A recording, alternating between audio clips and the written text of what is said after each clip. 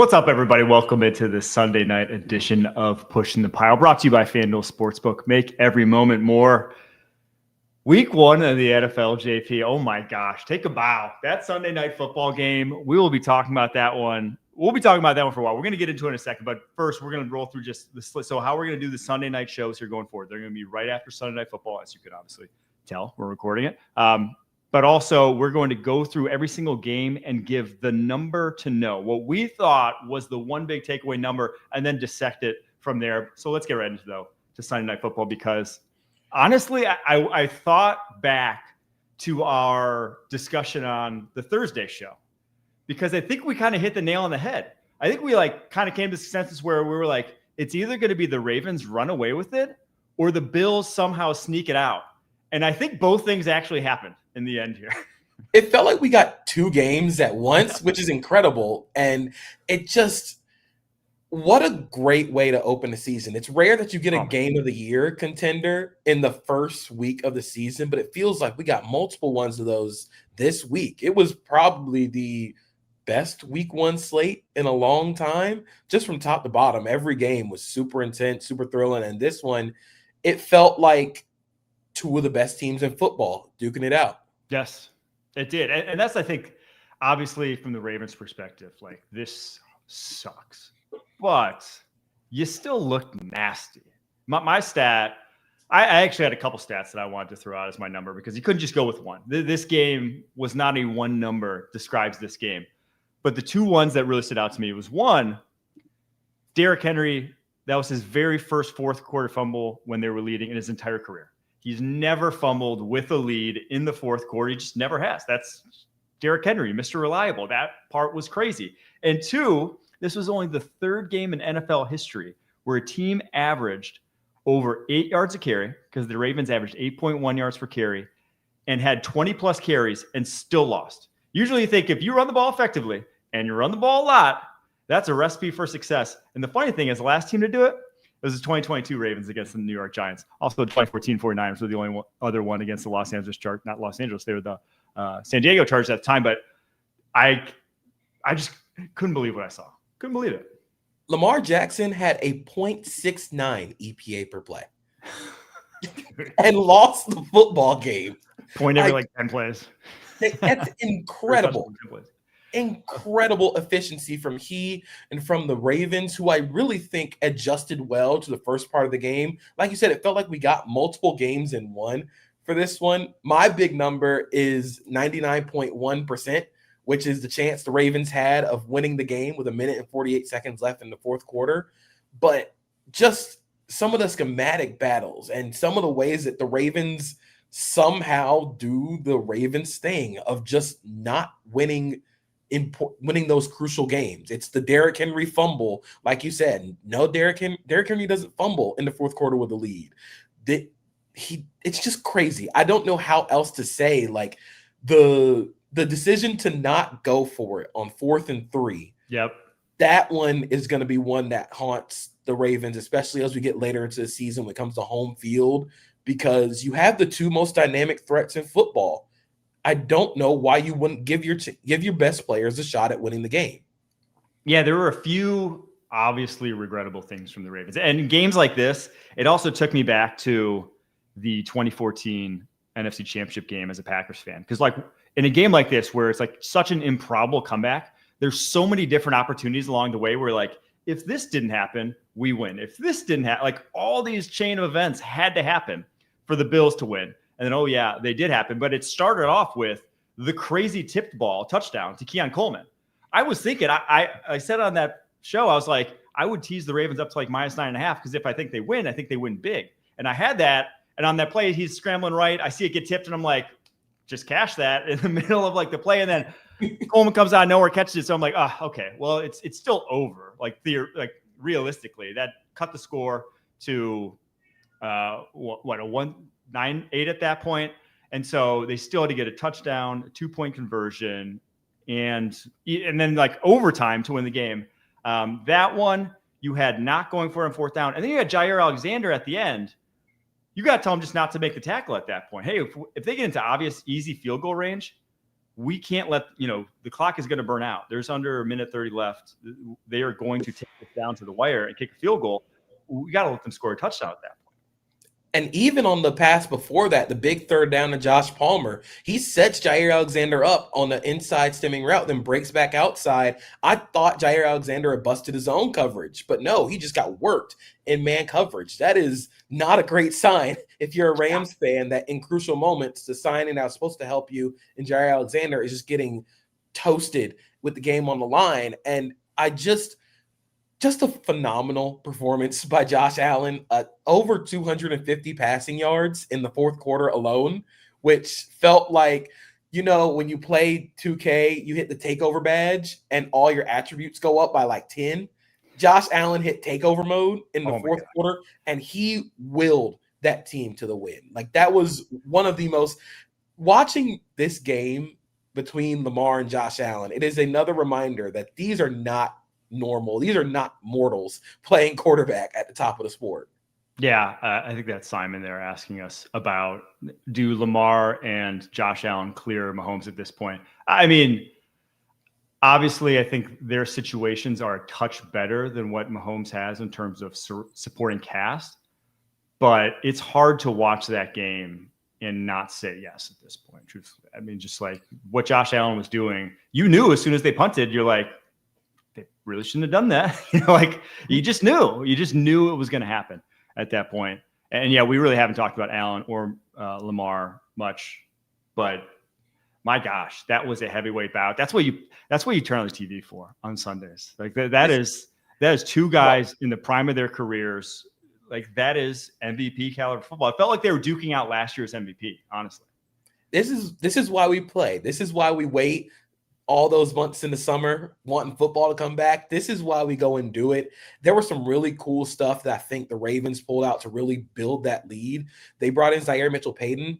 I think Ricard had gotten hurt or was like slowed up during the week leading up to the game. So they brought in Zaire Mitchell-Payton, basically put them in 12 personnel again, and they hammered Buffalo with outside zone. Both big Derrick Henry touchdowns were on outside zone, and outside of the fumble, man, Derrick Henry there aren't many more unique runners in NFL history like Derrick Henry, who are 250 pounds, and just the second touchdown, he erases Taylor Rapp's ankle. He hasn't lost a step. How? At 31, he still looks like one of the best running backs in the league. And the fact that they were able to just lean on Buffalo, especially because early in the game, Buffalo was just sending all these pressures, all these blitzes to make Lamar uncomfortable. The best way to beat a blitz is just running at them, especially a team as small as Buffalo. They had to try and steal gaps. But, I mean, my goodness, a monster performance by Derrick Henry that will get overshadowed because of the one mistake that he never makes. It's funny, my number that I wrote down before the craziness that happened at the end was 207. And it was the average weight of the back 7 players of the Buffalo Bills defense. So that's their linebackers, corners, and safeties. It's this one. I mean, like, I'm going to ask this to you a lot, but who are you more worried about going forward? Because obviously when you give up 40 points in the game, like, your defense did not do its job. Is this more the Bills are a very good team and it's more just like they're both going to be there at the end? Or are we worried about one side of the ball here or the other? I feel like these are just two of the best teams in football. I guess if I were worried about anything for the Bills, it's the same thing that I'm always worried about with the Bills. They are too small and too slow in the secondary. You're too small up front, so you have to try and steal gaps. But if you do that, you're too slow in the secondary, especially without any competent secondary members, especially if Tre'Davious White and Maxwell Harrison don't come back 100%. I really worry about their secondary and the lack of speed. And then something that kind of stood out for the Ravens is just Jair Alexander didn't have that great of a game. I thought Roquan Smith, who was still good in this game, I think his range has become a little limited. The first touchdown on the opening drive, Josh Allen rips a bender behind him. I think he got caught up with the shallow, but it's just, I have so many questions about the sustainability of the Bills defense, because they are, once again, you're one Matt Milano or Terrell Bernard injury away from this entire thing falling apart. You are an Ed Oliver injury who played phenomenal today. You're one Ed Oliver injury away from this entire thing just not working. Yeah, I am probably most worried about the Bills defense, but man, I love the addition of Josh Palmer. I think he adds an element that they needed to this offense, and I think this offense is going to be just. I'm not super worried about the Ravens defense. I think the Ravens defense is going to be very good. I just think this Bills offense is going to be an absolute house to deal with week in and week out. All right, we can move on from that. That was we could sit here and talk about it all day, but we got 14 other games to get to here in this slate. So we're going to take a quick break and get to the rest of them right after this. You can always count on Sundays with the NFL on CBS and Paramount Plus. So even if you can't count on accurate expiration dates, that is a rookie mistake, or people appreciating your fashion sense, Jim, the crowd is not on board here. you can always count on Sundays with the NFL on CBS, streaming on Paramount Plus. Glad we wear our good jerseys. Yeah. All right, Texans at Rams. Rams win 14-9 as 3-point favorites. The under goes big. It was 44.5. This felt like, it was a defensive showdown, even though the quarterbacks are obviously the headliners. These are two of the best defenses in the NFL, two of the best defensive lines specifically. And my number was 2. That was the amount of third downs the Texans converted the entire game. I was a little disappointed with Nick Caley. The familiarity, maybe this isn't the best game to judge him on. It is his very first outing as a play caller, and obviously his former team. But Chris Shula kind of owned him in that game. Rams defensive coordinator. They had numerous free blitzes that didn't go accounted for. The offensive line for the Texans, it's just going to have to be schemed up around. That's why I bring up the third downs, is because that's when it just felt like CJ Stroud the entire game was just playing faster than he wanted to. It just had to play a little bit faster, because if Ariante Ursary was on an island with Byron Young, which I thought he was going to be the left tackle, but it turns out Cam Robinson plays left tackle, and then Ursary's at right tackle, and then he's going up against Byron Young, and he's never played right tackle, and Byron Young's just running around him anytime he gets free release. So I didn't love that, and I didn't love how they didn't really have a game plan to get Nico Collins involved. 5 targets, 25 yards. It didn't feel like they were scheming him up any looks, any way. When it was man coverage, Stroud wasn't necessarily looking his way, because they still played some man coverage, the Rams did, in this game, which I thought I was a little surprised by. But I'm worried about the Texans offense. I truly am, because there's no scheming around your offensive line being this bad. And I think they may have lost the guy who was their best offensive lineman in Jake Andrews, who actually looked good, and he goes down midway through this game. It just felt like the Texans were overwhelmed by the Rams defense. And I think it was a great testament to what the Rams have built up front. CJ Stroud was pressured on 38.2% of his dropbacks. He dropped back 34 times. He got pressured on 13 of his dropbacks. That is an unsustainable way to live. It's how you lived last year. And it looked like, because the big thing going into the game was CJ Stroud now has the ability to set the protections and call the line at the line of scrimmage. I thought he did fine, but there were moments where everything was happening really fast. There was a big play, I think it was 1st and 15, where CJ Stroud goes to the line of scrimmage, tries to set protection one way. There's 5 seconds left on the clock. He snaps the ball late, free runner. He gets the ball off, and it's a completion. But I was just like, everybody's working really hot. It feels like when you play the game Overcooked, when everything's on fire, you're trying to talk to everybody at the same time. You're burning dishes. Everybody's hungry, and just things aren't going well. It just felt like that for the entire game for the Texans. I thought they didn't really have the ability to run the ball, which is something that you kind of felt like was going to happen going into this game. But that's going to be a theme this season, I think. Yeah, that's going to be a theme the entire season. But this was, I'm not going to say it's a proof of concept game for the Rams, but this was their strengths aligning with the Texans' weaknesses, and they just hammered them. That's what it felt like. It felt like a just terrible matchup for what you had to come right out the gate with. It's like, hey, here's the deepest D-line in the NFL in terms of pass rushers. You just could not go drop back 5 out ever in that game. It just wasn't an option. So you're basically scheming with your hands tied behind your back then at that point. And then I will say, I thought their defense was great. There were some big plays mixed in there. That's just probably going to be how the Texans operate. That's how they operated last year. But you hold this Rams offense to 14 points. You got to feel good about your chances. This, unfortunately, just may be a lot of how the Texans' losses look this season. It's just going to be ugly, slugfest, try to keep CJ Stroud healthy. And that's what I worry about, truly, with what this first game looked like. And it's going to get easier in terms of defensive line matchups, but that one was not good in terms of developing because he is still young, right? There are still avenues. I think we broke out so early that it's like, oh, you don't have to worry about developing. It's like, no, there are places where I would love to see CJ Stroud develop. And unfortunately, I don't think this is a great route to develop. We were, so I was in the PFF offices watching the game with some of the PFF guys. And we were like, is he gonna pull a Deshaun Watson and ask to sit out a year? Given like it's so bad, like it really is what he's had to deal with over the past year, and now going into this year, I'd be pissed. I would be pissed if I'm CJ Stroud. It feels like you're playing a dangerous game if you're the Texans.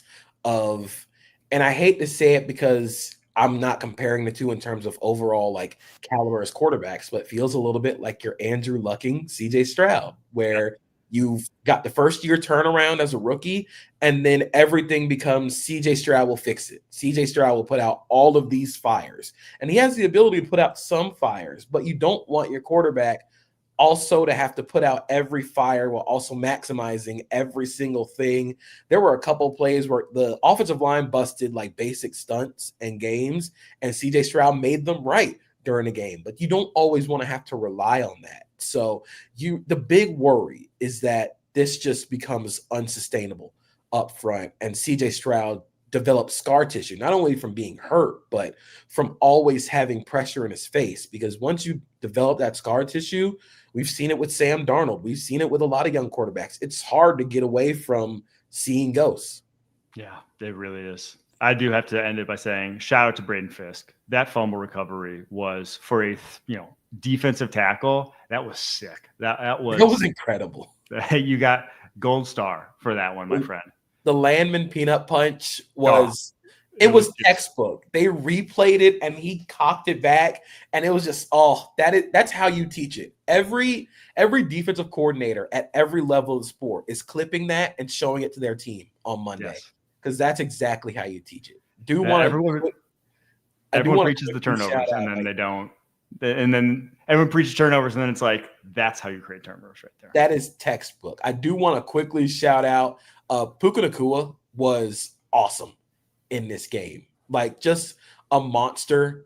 Went out with a concussion, came back, had he got 10 catches on 11 targets for 130 yards, and lined up in the slot 44.4% of the time. So you really do see him sort of kind of going into the Cooper Kupp role. Yes. And I actually posted when I saw the next gen stats of like most of his targets were in the slot. I was like, close enough. Welcome back, Cooper Kupp. Like, that's exactly what his role is going to be. He had a sick block on the 4th down touchdown run to Kyron Williams, where he was like blocking Danielle Hunter on a crack toss, which was insane. But he's one of my favorite players to watch in the league. So incredibly tough over the middle of the field. And Matthew Stafford, for all the back injury stuff, he looked pretty good. He still can't move, which is going to be an issue, but some of the passes that he made, the out route to Devontae Adams was sick. There was a route over the middle of the field to Puka that was really nice.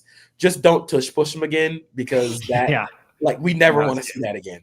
Not going to be his game. I did think it was fitting that Nacua had like the boxer eye patch up, given how that game ended up going. All right, let's get to the Steelers at Jets. One of the other games of the weekend, insane one, ends obviously with the 60-yarder from Chris Braswell to win it. One of the best, probably the best kicker in the NFL right now. Jets cover, though, the 2.5-point spread. This was the lowest total of the week, 38.5. They both almost matched that. Yeah, it covered almost at halftime. So insane. What's your number for this game? My number is 3. And that is how many touchdowns Aaron Rodgers had off of play action. According to Next Gen Stats, that's his most since 2016. So this is very new territory for so many young fans of Aaron Rodgers, play action god. But he went 6 for 8, 75 yards off play action, 0.34 EPA per play, and it just looked like he wasn't asked to do as much. And that's a good thing for a 41-year-old quarterback. And when you're able to maximize the thing that he's able to do, he is still able to get that ball downfield. He can still throw with precision, throw with accuracy. And it looked like the Steelers offense finally had someone that they could trust. Arthur Smith had someone they could trust at quarterback. There was a lot of movement, a lot of bootleg stuff. They included some creative work with Jonnu Smith. Calvin Austin had a really nice game. This was really, really encouraging for the Steelers offense. On the other side of this game, the Steelers defense looked old and slow, which is what you really, really didn't want to come out of week one. I am so impressed with Justin Fields. Justin Fields looked incredible. This was something I didn't expect for him to look as good as he did as a passer, but he had a 0.4 EPA per drop back today and a 54% success rate. So for perspective, Jared Goff led the NFL in success rate last year as a passer with 52.78%. And Justin Fields was above that. He was so confident throwing over the middle of the field. He ripped two really impressive throws over the middle. One was like a dig in between two linebackers, and the other was like a really deep sit route where I was like, oh, wow, I have never seen you do this. And for Tanner Engstrand and the Jets brain trust to build this kind of offense around Justin Fields, to include some creative run looks, to include some really fun usage of Breece Hall and Braylon Allen without having a true complement of receivers outside of Garrett Wilson. If I were a Jets fan, I'm really, really excited about what this offense looked like. But yeah, man, maybe Aaron Rodgers has still got it a little bit. Dude, this is another one where, I mean, kind of like the Ravens, where it's just like, you can't lose games like that. You can't play that well and then lose that game. Obviously, they had a similar blunder in, was it the kick return, fumble on a kick return, gave the ball back to the Steelers in scoring position. That's basically how they came back. But yeah, I'm with you. Justin Fields, I loved the game plan. It's something I said all offseason. I was like, they're really zigging while the rest of the NFL is zagging. They are built to just pound the rock in a big, big way.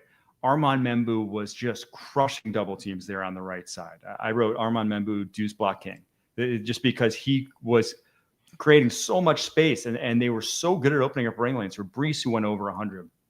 They had a 39-22 run pass split. I said they're going to be the run heaviest team in the NFL. I did not think it was going to be like 60-40 run to pass. So I'm very impressed. It just has to be a gut punch for them to lose that, and then the Bills to win in that manner. It just feels like that's kind of the state of both franchises at this point in time. Like, you're so close to getting there. You're so close to reaching that point. And then Chris Boswell hits a 60-yard field goal right down the middle. I think he probably could have hit that from 70. And then Jalen Ramsey does what you bring in Jalen Ramsey to do, which is make big plays and big moments like that. It was such a football play. Yep. It was such a, this is why we play the game. That, again, this is another one where a defensive coordinator is showing that to their team, and is like, this is how you play. This is why you play the game. I am really concerned about how slow the Steelers defense looks, which is what happens when you're just old. And this was a bad matchup for them when it comes to just age, speed, and youth, because for a long part of the game, the Jets were kind of just running off the left side of the line. You mentioned Armand Membu. Olu Fashanu had a great game as well. I think Joe Tippmann at left guard looked really impressive. And I just, as much as the Steelers won this game in the margins, I came away really, really impressed with the Jets. I did too. And I think very strong signal offensively at minimum.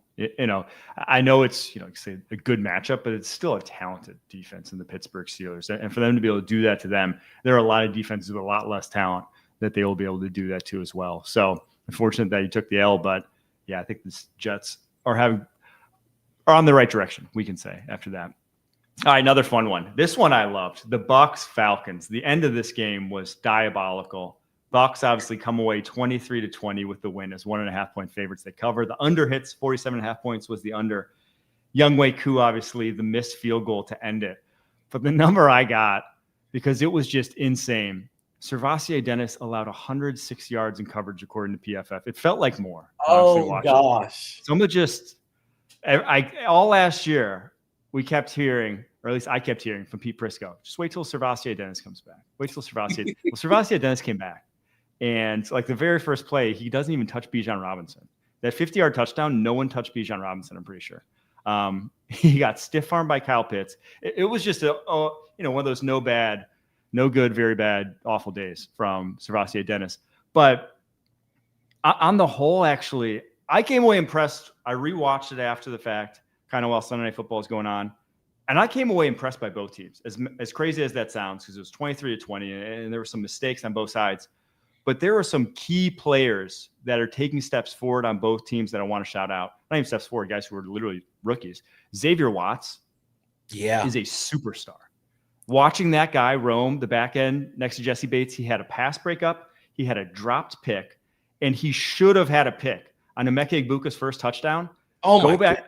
If Baker Mayfield doesn't have one of the best throws of the day, that was on his fingertips for Xavier Watts. If it's at Egbuka's face mask instead of above his head, that's a pick for Xavier Watts. And it was a great play, baited him into it, got right underneath it. He looks like the perfect complement for Jesse Bates. And that's what, honestly, I think the Falcons defense was missing, was just a guy who's uber reliable right there next to Jesse Bates and can be a playmaker to basically stop anyone from wanting to attack deep. Because, your corner opposite A.J. Terrell, not great. You saw it on the last touchdown. Mike Hughes gave that one up to Egbuka. It's not going to be great.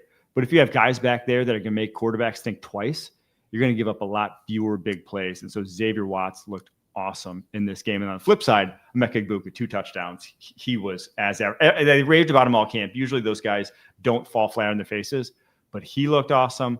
I'll also shout out Divine Diablo. Looks like a big addition for the Falcons defense as a blitzer. What he can do with his speed, sideline to sideline, really a weapon for Raheem Morris. And then Jacob Parrish. This is the Jacob Parrish podcast. We love that guy. Watching him play in the slot, he is going to be a dude there for the Bucs. So I want to ask you a question. Is Baker Mayfield the most entertaining quarterback in the league? Not best, but every game Baker Mayfield plays, it's always going to be some highlight reel television. You have to tune in. I mean, I think we just saw the two most entertaining, and like Sunday Night Football featured them. But then after the guys who are like legitimate MVPs, in terms of guys who probably will never win an MVP, yes, because he is going to. I described it to Trevor Sickmo at PFF. I was like, he's just going to do stuff. He's going to do stuff that he shouldn't do, that no one would recommend, and sometimes it looks sick. Like the play to Egbuka was not open. That he put it right over Xavier Watts' hands may have just been luck, but it looked freaking sick. The touchdown, the last one at the end, was a sick throw. He just will grip it and rip it from the pocket, and then he'll try to run, and he will never slide. So there are aspects to Baker Mayfield's game that as a fan, you're like, yeah, I will watch that guy every day of the week. Baker is so entertaining partially because I partially think he thinks he's a better athlete than he actually is. So when you get those guys, they're going to do something really stupid. He was a great athlete in high school and then never adjusted. Yeah, he's the guy who always thinks he's like he's the first off the bus guy when you're not actually the first off the bus guy. But Baker Mayfield is such an entertaining passer when he's on. And those touchdowns to Egbuka, just high level, just put it only where his guy can go get it. And that's something, not a lot of quarterbacks can do. Not a lot of quarterbacks have that ability. I did come away really impressed with the Falcons. I think their offense had really good moments. I thought Michael Penix had a good game. There was some moments of like real weird ball placement, largely because I think he's trying to throw the ball 100 miles an hour still. But the way that he can extend the field, I know we kind of talk about it from a receiver standpoint of stretching the field. Michael Penix can stretch the field as a passer, and that opens up so many things. Bijan Robinson, we touched on the 50-yard touchdown catch where he kind of just avoided everybody on the field. There was a swing pass, I think in a 2-minute drill, where Jacob Parrish has him dead to rights 4 yards in the backfield, and somehow Bijan turns into a 4-yard gain. he is one of the most impossible to tackle players in the league. But I do think that there's just something missing from the Falcons offense. It felt like Zach Robinson had a good game. There was some short yardage stuff where I really didn't like. I didn't like the first down of the goal line situation where Penix kind of did the Michael Jordan Space Jam stretch. It was like that. It was like the split T that they ran against the Chiefs last year with the sweep to Bijan, and everybody knew it was going to be a sweep to Bijan, and they lost yards. They tried 2 backside slants to Drake London that didn't work. It felt like some of the short yardage stuff is still lacking for this team, and I partially think it's because they run so much pistol. Like you don't really get under center with the Falcons. So I am curious to see how this offense grows. But yeah, man, I'm in on Michael Penix. Oh, 100%. Same. I have no question about him as a decision maker. It's more just, like you said, some accuracy issues. And I think that's what you saw at Washington too. He's not going to be Joe Burrow accuracy. He's not going to be an elite accuracy guy, I don't think. But he just opens up avenues, opens up areas of the football field that Kirk Cousins never did. And I wrote they need Darnell Mooney back. I think that's if Darnell Mooney is out on the outside in the last throw, they win that game. Cardero Hodge out to lunch. I don't know what that was. I have no idea. It looked like he just kind of gave up on the route. Like you're a wide receiver. The ball's like if you're a wide receiver, the ball, you should be thinking the ball's coming your way every single time. And he's just like, He just kind of gave up at the top of the route. And I'm like, no, this is where the ball is going. Yeah. I think it was that. Like, I was watching it a handful of times. And I'm like, I think that was a perfect throw, honestly. If he really just attacked the way, thinking the entire time, I'm getting the ball, I think it would have been exactly where it needed to be. But obviously, like, it ends up like 5 feet in front of him because he's just like looking around as if, he didn't realize he's on a football field. But I think they need Darnell Mooney back. That was what I came away from that game being like, they just need that guy to actually stretch the football field in a real manner to open up things for Drake London. Because Drake London got like 15 targets, but only 8 of them ended up catches because there just was not a lot of space to work with against this Bucs defense. But this one, the last thing I want to end on this is this now. Because watching the last 2 years of this rivalry, is this the best division rivalry? It seems like every single time these teams match up, it's just must-see TV. And to your point about Baker being an entertaining quarterback, Penix plays a really entertaining brand of football too. It's just this is an exciting matchup every time these two teams get together. I think I sort of still lean Bengals Ravens because that's always going to be high quality football. But even when the Bucs and Falcons don't play high quality football, the games are entertaining. Like, even if it's sort of like sloppy, even if it's sort of bad football, it's never boring football. And I think that's what you want if you're fans of bad teams. And I'm not calling the Bucs or Falcons bad teams, but if you're in a division like the NFC South where there are a lot of bad teams, you don't want to be bad and boring. And I don't think there are many. I don't think you'll get a boring game from the Bucs or the Falcons. Yes. I do think the last thing is you got to do something about Young Waku. And it sucks to say, but two missed kicks that would have helped them win the game. The 44-yarder didn't have a chance. Like, he just missed all of it. And it sucks because he was such an automatic kicker a few years back, but you got to do something. I don't know where you go from here, but he is losing you games. Yeah, so there's a handful of teams that are looking at their kickers like, what do we do? Because that's the thing. It's like, there's not really better is the problem. Like, more often than not, yeah, you can go to the draft and try one. It's like Young Waku had such a strong track record before this that it's like you give the guy chances to fight it through, but if it keeps going this route, yeah, they do have to do something. I agree. Let's get to the laugher section. Dolphins at Colts. Colts run away with this 33-8, 1.5 point favorites they were, and they just trounced the Dolphins at home. 46.5 points was the over hits in that one. What is your number from this one? My number is 45. That's how many yards the Dolphins offense had at halftime. No. For comparison, Daniel Jones had more yards passing than the Dolphins had total yards at halftime. And I think it's time that we do I'm not trying to put them in the grave early, but I'm also trying to put them in the grave early. it's over with this version of the Dolphins. Yep. From Tyreek yelling on the sideline, throwing a tantrum, this passing offense just doesn't have any bite. They don't have the change up.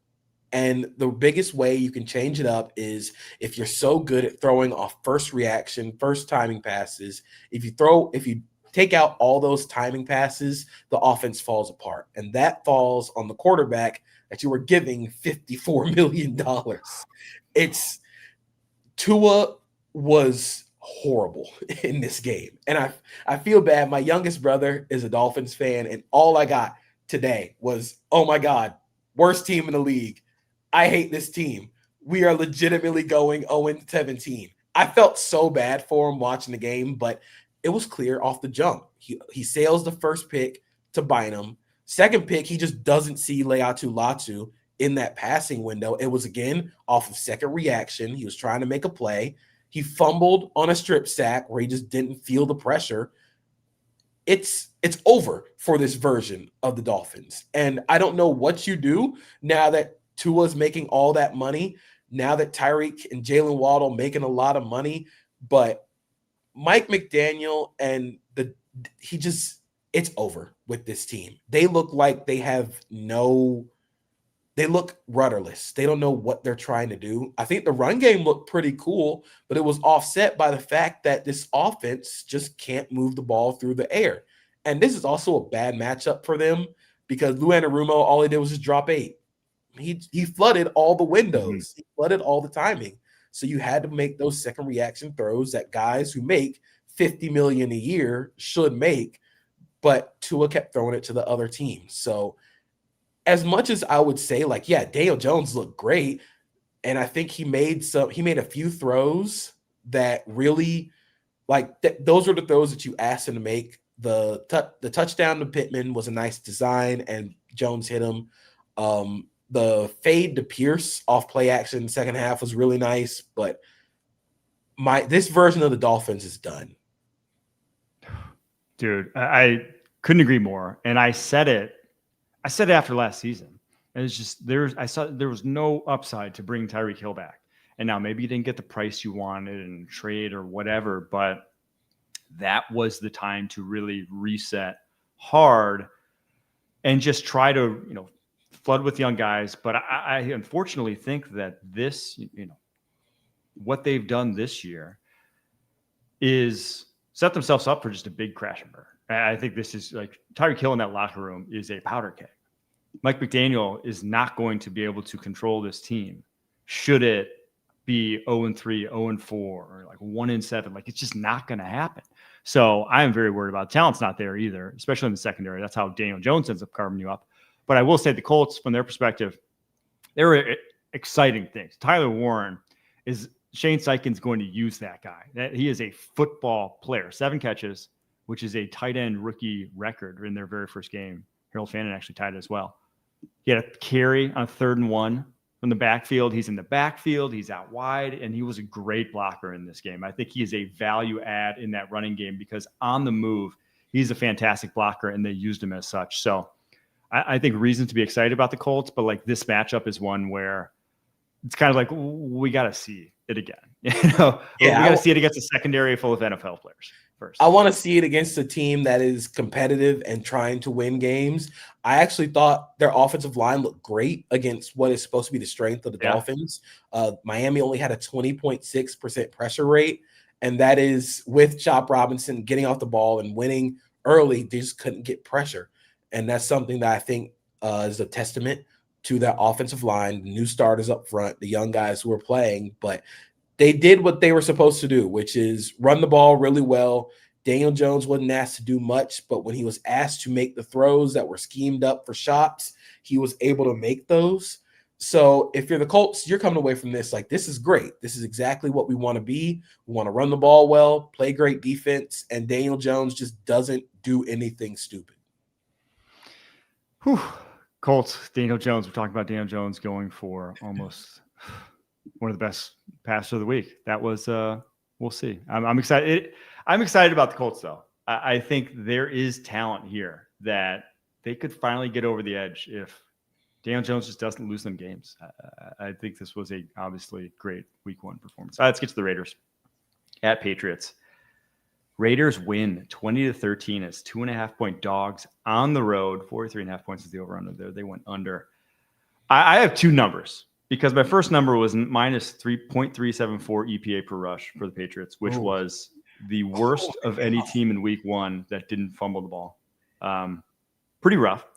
It's 60 yards on 20 carries. Only 2 of those 20 carries went for first downs. So a little bit of indictment against Josh McDaniel against the run defense that's like doesn't have teeth. It's all backups basically at linebacker. It's all cast-offs at linebacker and DT for the Raiders. And then the other one, $16.6 million. That's how much the Patriots lit on fire by signing Stephon Diggs. I went back and watched his routes. He shouldn't be out there. I was intrigued because when watching the game, I saw at the goal line him ISO'd on the outside on like a 3-by-1 corner press man, no safety to be found, which is like if Stephon Diggs, if you paid him $20 million a year and he's really that guy for you and you see that matchup, no way, shape, or form am I going anywhere else. If you're a true number 1 receiver in the NFL, that's just how that works. You win that matchup, especially given who the Raiders corners are. They didn't do it twice. And so I'm like, oh, they don't trust Diggs at all. He's not that guy at all. I went back and watched and I'm like, he shouldn't even be out there. Like Kyle Williams is better than him. Kayshon Boutte is better than him. Pop Douglas is better than all the other wide receivers there, move so much better than him at this point in time. He doesn't have the juice. Like obviously the route running chops are still there, but there is not the Stephon Diggs that obviously was productive, multiple stops over the course of his career. I'm worried about this Patriots receiving corps because you were banking on that guy and flat out, he did not look like it whatsoever, in my opinion. And we said it coming into this season for the Patriots, it's going to be really hard to bank on a 31-year-old receiver coming off an ACL injury. And for them not to find any success moving the ball against a Raiders team that sort of lacks impact players on the on the defense side of the ball. You have one player who is an impact player in Max Crosby and a whole bunch of cast-offs, late-round draft picks, retreads, and you couldn't move the ball at all. Like, that's alarming for an offense and for a team that was supposed to be taking the next step. I thought the offensive line, like going back and watching, offensive line still needs work. It still needs, like, it's clear that this team is still young up front. Will Campbell had a couple false starts, then a strip sack, where it's just like that's kind of how the day went for them. But Stephon Diggs, it's looking really bad early if you can't create separation against the Raiders corners. Yes, very disappointed in that. And the Patriots, Elliott Wolf will obviously this kind of be a constant theme throughout the season. If this is kind of how it goes to the Patriots, the guys they drafted are like flat out aren't making impacts over the past couple of years outside of Drake May. And Drake May airmailed a handful of throws, a handful he wants back that, I think he'll make more often than not. Still very encouraged by what I saw from him, but I just do not think they did enough to actually have a high level offense around him. Whereas on the flip side, I loved what I saw from the Raiders. And I love what I saw from Chip Kelly, the flexibility with the personnel, with kind of how they have these like buckets of guys. They have Deontay Thornton and Trey Tucker, who are your like speed receivers that they deploy like speed receivers. You have Jacoby Myers and Jack Bech got in a little bit, but those two, and why Jack Bech didn't play is because Jacoby Myers is the starter, but they are your possession wide receivers. They're running the possession wide receiver type routes. And then you kind of mix in the tight ends, which they played a bunch of Michael Mayer in this game. Some of that's because Bowers got hurt, but Mayer was playing a bunch before even Bowers got hurt. He was on the field when Bowers wasn't even, in situations Bowers not even playing. And Ian Thomas as well, who's their third tight end, who's a great blocker. They were putting them in to create advantageous looks and kind of treating Bowers more like a wide receiver who can move around the formation and then be an add-on as a blocker when needed. And I was like, all right, I'm in on this Raiders offense. And now it only ended up at 20 points. I think the Patriots are a very good defense. And I think it could have ended up in more, just had some untimely turnovers. But I love what I saw from this Raiders offense, and I just want to see more because I think there can be some explosive potential to all those different chess pieces they had. Not to even mention Ashton Genty, who didn't have a great game, but still made some plays, had a touchdown on this one. Geno Smith, 0.38 EPA per play. It's crazy what happens when you add a high-level passer to an offense with a high-level coordinator. The touchdown to Trey Tucker was beautiful, but some of the stuff that he was doing on third downs, just the command that he had over the offense, it is such a breath of fresh air in Vegas where they really have been looking for that stability along the at a quarterback spot. And you can tell that Chip Kelly loves calling plays for Geno Smith. He loves dialing up those vertical shots that Geno Smith likes to throw. I believe that his ADOT today was 10.6, which felt accurate to what Geno Smith is. Yep. It's such an aggressive downfield thrower with high level accuracy. This was a great first step for everybody who was like, the Raiders are going to be really fun on offense and have a legit chance in an AFC that is still trying to figure itself out. Yeah, dude, I'm super excited to see where this team goes. Now, defensively, there's still a talent deficiency. Don't get it wrong, but gosh, I love the way they played on that. And Jamal Adams, I think he's actually a weapon, dude. He had some blitzes. He's gonna be a weapon for that team. I love it. He had to get back with Pete Carroll. Sometimes you just run it back. Run back 2017 Seahawks. Dude, breath of fresh air. Jamal Adams, Pete Carroll breathing life into him. You love to see it. All right, let's get to the Carolina Panthers at Jacksonville Jaguars. Your boys, one of the bigger blowouts of week one. They run away 26-10. Didn't feel that close. They were 3.5-point favorites. Ran away. Under hits though. 46.5 points was that. What is your number? I had a feeling this was going to be the case. My number was 200. That is how many rushing yards the Jaguars had today. That is the most they've had since 2022. They had 134 rushing yards at halftime, which is the most they've had at that point since 2021. And they had a rushing touchdown on the day. Rushing touchdown wasn't even from a running back. That was Brian Thomas Jr. on an end around where the left side of the Panthers defense got cratered by De'Ami Brown made a great block. I think that was Walker Little, Patrick McCarry out there on the reverse. Brenton Strange was blocking his ass off today.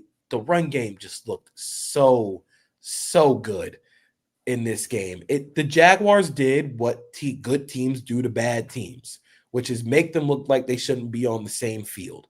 And for them to do that in the first game of the season with a new offense, new head coach, one of the younger like head coach, offensive coordinator, defensive coordinator trios in the league, for them to come out and do that and make it look like the Panthers shouldn't be on the same field as them, it's really, really encouraging. The offensive design by Liam Cohen was on point. I loved the incorporation of all of the opportunities for yards after the catch.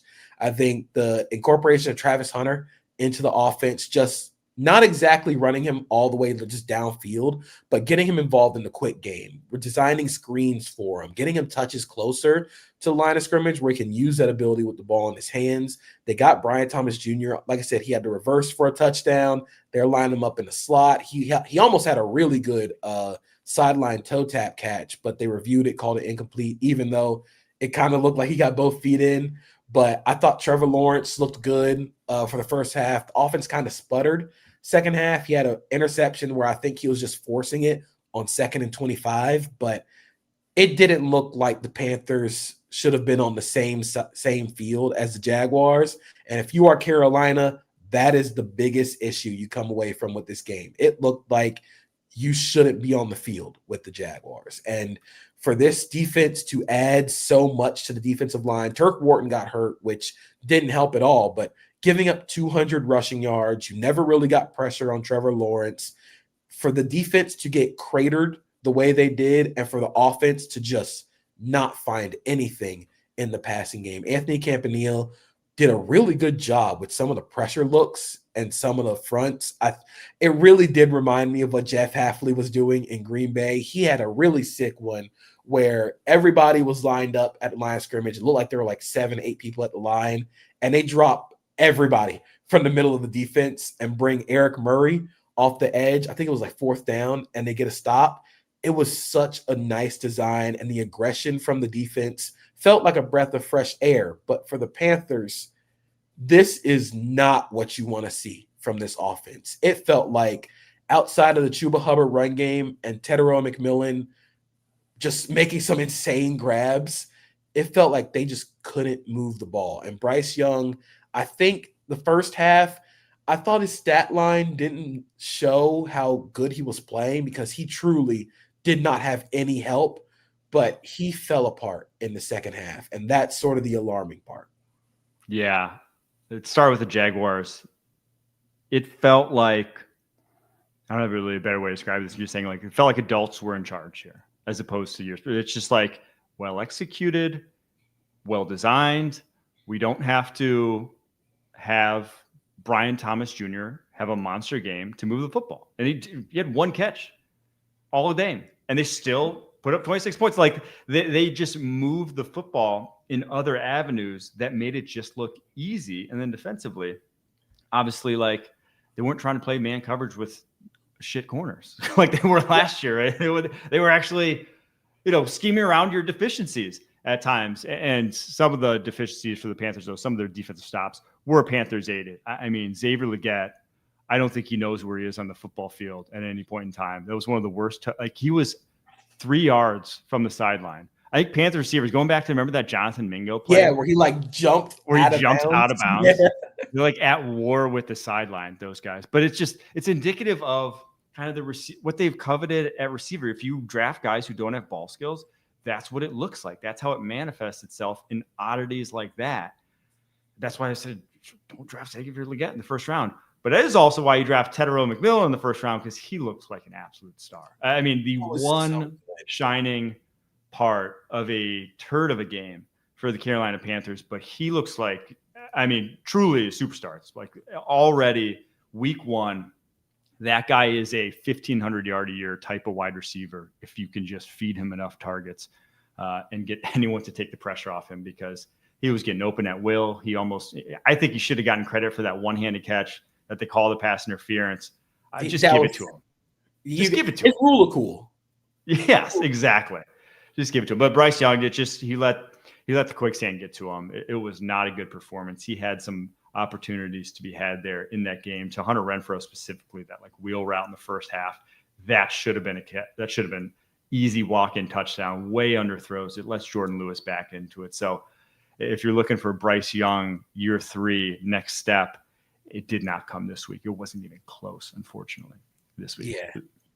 Yeah, and I think the Jags defense just really got to him. It felt like they were constricting with all the pressure. I think Foye Oluokun had a really great game, kind of a vintage Foye performance with his range and coverage, which I was really impressed by. He had a really nice forced fumble on Bryce Young to kind of really put this game out of the way. The wheel route that you mentioned, the Renfrow they underthrew in the first half, was interesting because they came back to it in the second half and he airmailed it. So I was like, oh, he's in his head. Yep. Like he was so worried about underthrowing it that he overthrew it and put it into the stands. And I was like, okay, this is not good. But the Jaguars defense, the additions that they made, Eric Murray had a great game. Jordan Lewis came away with a one-handed interception. Dennis Gardeck had some nice moments. This defense, and like you said, it feels like they're adults in the room. And I'm not going to get too hyped yet. I do want to see them go up against Cincinnati next week, but it feels like this team has a breath of fresh air. All right, speaking of Cincinnati, the Bengals traveled to Cleveland and eked out a 17-16 win as 5.5-point favorites. And when I say eked, I mean they tried to lose that game in every way, shape, or form. I believe they had 7 yards the entire second half. My number was not that, though. It was 113. That was the passing yards Joe Burrow had, the second lowest output of his career. It may not surprise you to know that the lowest output also came in week 1, and it was week 1 of the 2023 season. And it was also against the Cleveland Browns. So we said it on the preview show. We're like, this just like somehow usually ends up a pretty poop matchup for the Bengals and the Browns. Like the passing attack just does not work against the Cleveland Browns team for a myriad of reasons. But I came away after I rewatched the game and I was just like, this is the exact same Bengals team from the last 2 seasons. There is just nothing feels different about this team. It's just, I feel like I'm beating my head against the wall with this team. Now, there were some encouraging parts. Shamar Stewart actually can create some havoc. I'm not sure he's going to finish too many plays, but he, at least in the running game, is going to set a hard edge. And I think you saw that, them have success stopping the run in this one. I thought Joseph Asai had some nice reps as an interior pass rusher on third downs. There's hope seemingly for this defense, but like both interceptions were lucky that they had there. They were both drops from the other team. And their offensive line for the Cincinnati Bengals is still shambles. I mean, it's just still, if they face a good D-line that wants to try to create havoc, that wants to really force them to pass off a bunch of games and really attack, they're just on Joe Burrow, save us. They're in Joe Burrow, save us mode in most games, unfortunately. This Bengals, it's the exact same team. It sucks to say because I'm here in Cincinnati and I would love for them to be able to turn it around to that Super Bowl team and that AFC Championship team, but it ain't walking through that door. This team is so far outclassed by who we just saw on Sunday Night Football that they ain't competing this year, unfortunately, I don't think. It's like you said, it's the same story for the Bengals. And it just feels like we're going to keep doing this for the Zach Taylor era. We're going to keep having these great offenses, these great players at the peak, in their primes, wasted on a team that just doesn't know how to get out of its own way. I mean, Joe Flacco had 297 passing yards today. That shouldn't happen. Joe Flacco's like 40 years old. How does he have 290 passing yards in an NFL game in 2025? That shouldn't happen. I have so many concerns for this Bengals team overall. Again, going back to the offensive line, Myles Garrett was dominant as usual. 25 pass rush snaps, 5 pressures, 2 sacks. He ended a drive by himself where he had 2 consecutive sacks. And what do? You really can't do anything. They tried to chip him and he got a sack. They tried to double him, still got a sack anyway. So it's frustrating because you can tell the Bengals have talent, but they try so hard to lose games that they shouldn't.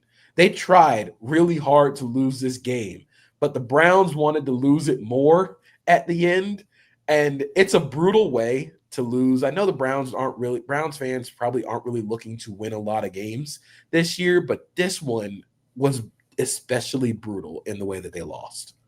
I honestly said I thought this was if you're a Browns fan and like a realistic Browns fan, this was like a best case scenario. You lose the game. You're still well on your way towards like a top 5 pick in some way, shape, or form.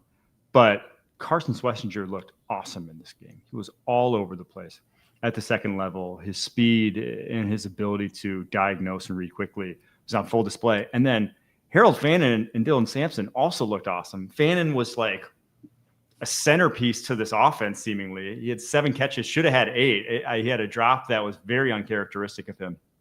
He has great hands. And then Dylan Sampson was like, every time he got out in the flat, it seemed like he made a guy miss. Flacco wanted to look his way a lot in the passing game. I feel like they have multiple weapons now that, I'm not sure people saw it as such heading into the season. Now, I still do worry a little bit about Jerry Jeudy and Cedric Tillman as your 1-2 being good enough to really compete. And obviously the quarterback position is the quarterback position. But in terms of your rookie class, I was a fan. Mason Graham, not as big of an impact, I thought, but those guys really, really showed out, in my opinion. Yeah, I was really impressed with their rookies. I was really impressed with their young guys.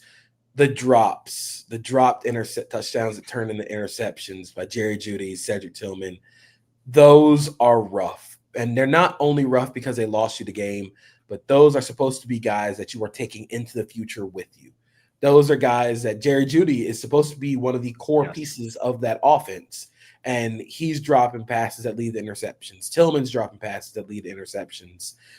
This season for the Browns should be one where you're trying to find out who is going to be a Cleveland Brown for the next five years. And this is a brutal way to start if you're Jerry Jeudy and Cedric Tillman.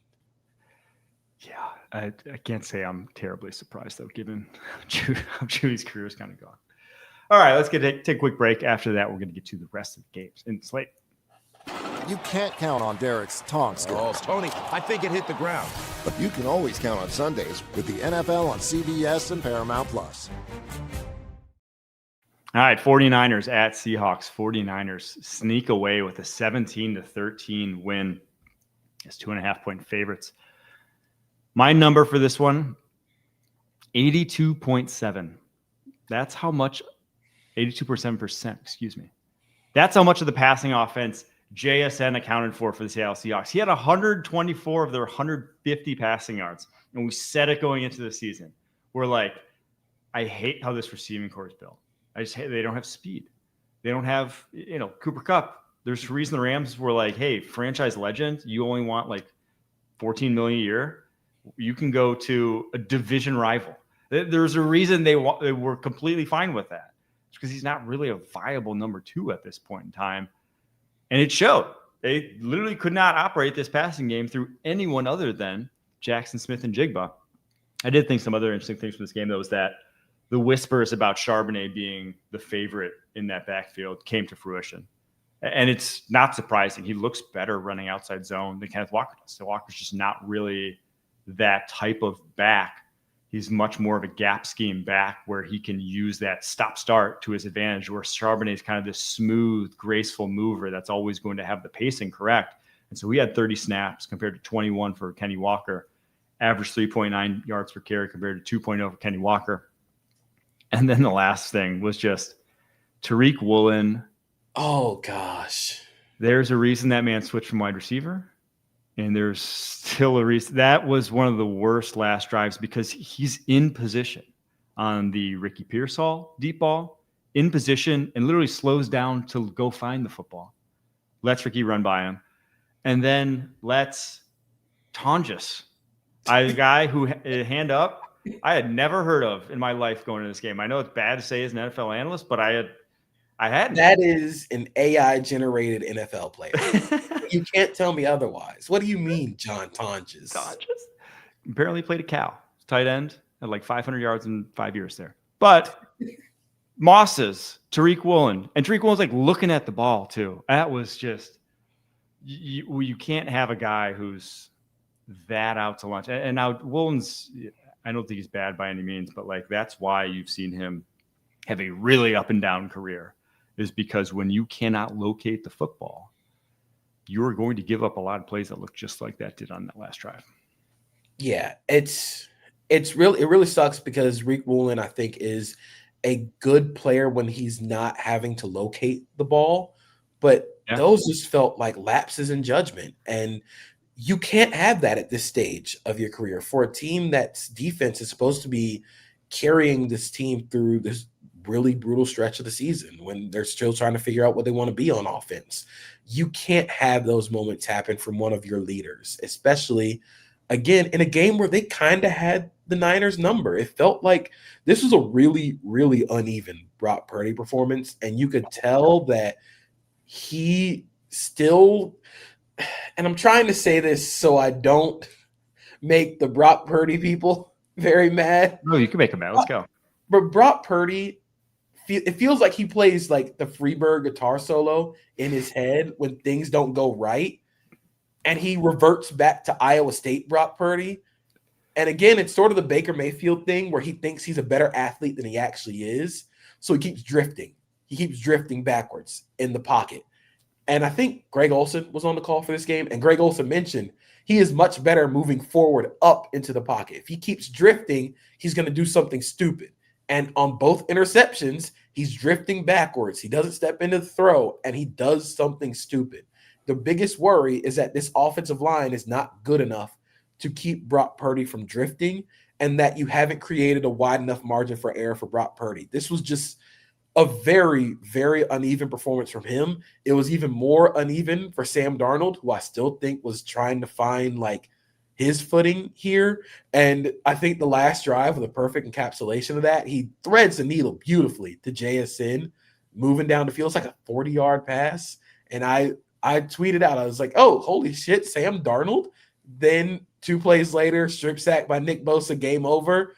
And that is the Sam Darnold experience. And I feel like this This game felt like an encapsulation of what it's going to be like for the Seahawks this year, where the defense does enough, keeps you in the game, one boneheaded play, and you're done. Yeah, they just don't have the horses offensively, unfortunately, at GSN. And it felt like if they were going to take a hold of this division, you have to win that game. You had to win that game. You had Kittle out with the hammy. You had so much going your way. You had Purdy making those. And truthfully, I mean, like the last throw we had, the touchdown throw, was as bad as the pick that he had. Yeah, like it was just as bad a throw because the two picks, the first one, he throws stuff just like assuming, I don't even know how to like describe it. Like he knows it's a bad decision when he throws it. I feel like he throws bad balls so confidently. And that one, you know, like the first throw, it was a kind of like a high-low concept. They're trying to release McCaffrey out to hold the linebacker forward. McCaffrey trips, so the linebacker who's in zone coverage is just like keeps dropping and just drops right underneath the ball. And Purdy never hesitated. Seeing the linebacker dropping under it, he just still went for it. He has Josh Jobe running stride for stride with it was Ricky Pearsall on the second one. Doesn't even hesitate. It's not open, but like doesn't even like think. And that's how we threw the touchdown pass too. It's just like, oh yeah, it didn't look like a throwaway. It was just like, yeah, we're just going to like throw it confidently as if my guy's going to come down with it. It's a Brock Purdy experience that you live and die by. And you live by it a lot more though when you have playmakers. When you have like Juwan Jennings has actually practiced, when Brandon Ayuk's out there and George Kittle's out there and they're like open at will. But when they're not, that's what I'm worried about. It's like if Kittle's going to be out for a while and if Brandon Ayuk's going to be out for a while, Trent Williams missed time in this game. Yeah. You're just going to see a lot of Brock Purdy confident interceptions, unfortunately. So, glad for the 49ers could sneak away with this one. All right, let's get to the Cardinals at Saints. Cardinals win, but they made it interesting at the end, 20-13. I'll be honest, I didn't watch a minute of this game in review. Take the floor. It's all yours here, Jay. This one was one of my quad box games because I am so intrigued by the Cardinals. This game felt like the 2024 Cardinals wrapped up in one game. My number is the 10-yard line of Arizona, which is where Kellen Moore elected to kick the field goal down 20-10. 4th and goal from the 10-yard line. You kick the field goal. Some of the situational game calling. I know it's really early, first game for a first-year head coach. Some of the situational game calling was really bad for Kellen Moore. First, you settle for field goals in the red zone twice. One of them was 4th and 5, and then Groupie missed the field goal. Then the second one, you kick the field goal, 4th and goal from the 10, and now you're putting the ball in Spencer Rattler's hands to go win the game at the end. That just doesn't feel like a way to maximize your chances. And I feel like New Orleans was in this game largely because Arizona, they did the thing that, we said preseason that Arizona has a chance to be really good if they were consistent. It felt like this was the perfect example of the inconsistency of Arizona. Came out 4 straight scoring drives, looked like they were just going to pour it on. And then they followed that with punt, missed field goal to end the game. That's just what they're going to be, I guess. This is just what the Cardinals are going to be. I thought Marvin Harrison Jr. had a pretty nice day. I thought they were able to get him involved a lot more. I think some of the stuff is there, but Kyler Murray took bad sacks today. He was sacked 5 times. A lot of them, I just think he kind of just tried to create and just turtled a little bit. Some of them were the Alontae Taylor one was a nice call by Brandon Staley, but some of these just, I don't know what Kyler is thinking on the sack. I think that Drew Petzing kind of turtled when he knew that Kyler was taking a lot of hits. They threw a lot of screens in this game.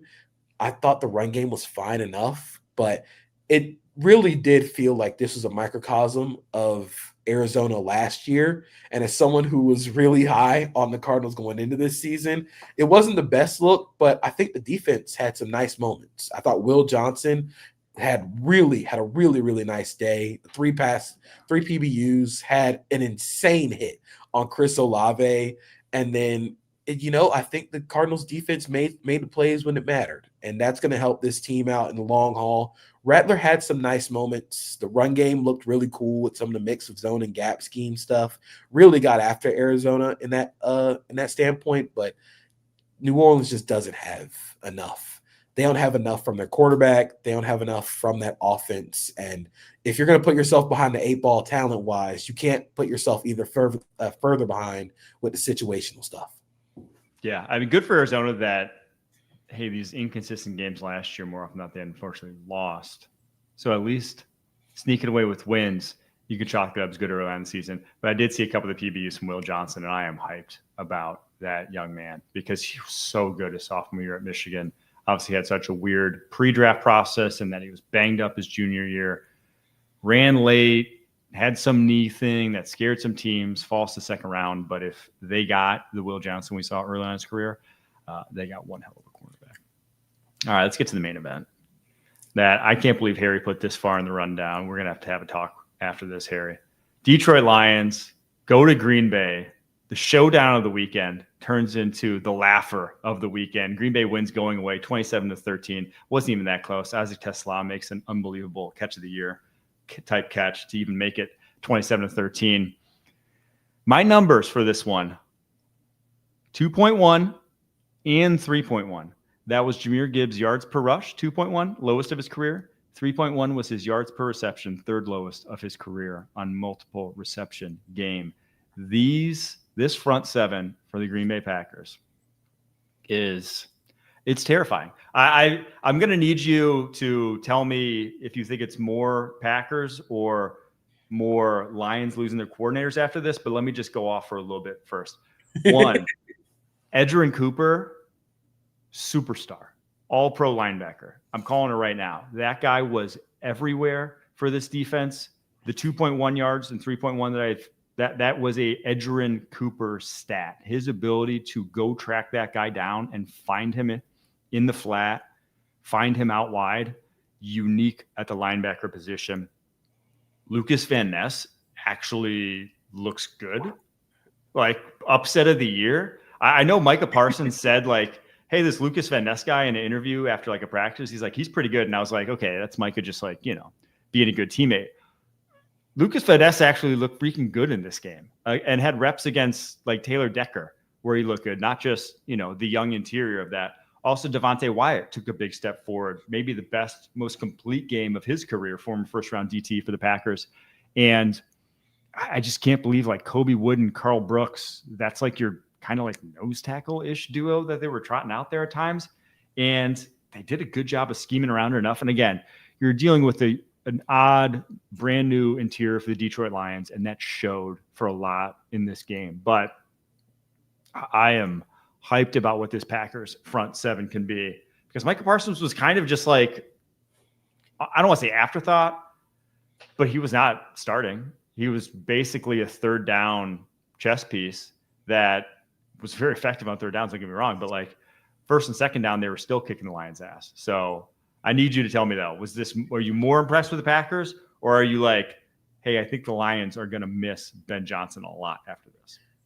I'm more impressed by the Packers. Honestly, I was really impressed with how quickly they just teed off on them. Yeah. And it wasn't just, we're just going to line up and beat you, which they did. But there were a lot of cool pressures. There are a lot of cool pressure games that Jeff Hafley called. I think the way that they used Micah Parsons, not only as just a winner, but as someone who created and drew attention. I think the Van Ness sack, I think it was like second quarter where he walked Christian Mahogany back into Jared Goff's lap. That was created by having a one-on-one because they have to slide help to Micah Parsons. And that's what we talk about when we said this trade was going to help everybody else on the team because they had more opportunities to win one-on-one. I think that I'm not super worried about the Ben Johnson effect on this team. I am very worried about the Frank Ragnow loss on this team.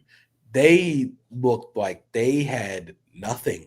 They had no answer. And that's the biggest issue. This is the most mortal the Lions offensive line has looked in a long time. Penei Sewell was getting beat handedly by Micah Parsons. The interception to, I think it was Evan Williams. Micah Parsons beats him quick inside. And we can tell that what happens with Jared Goff under pressure.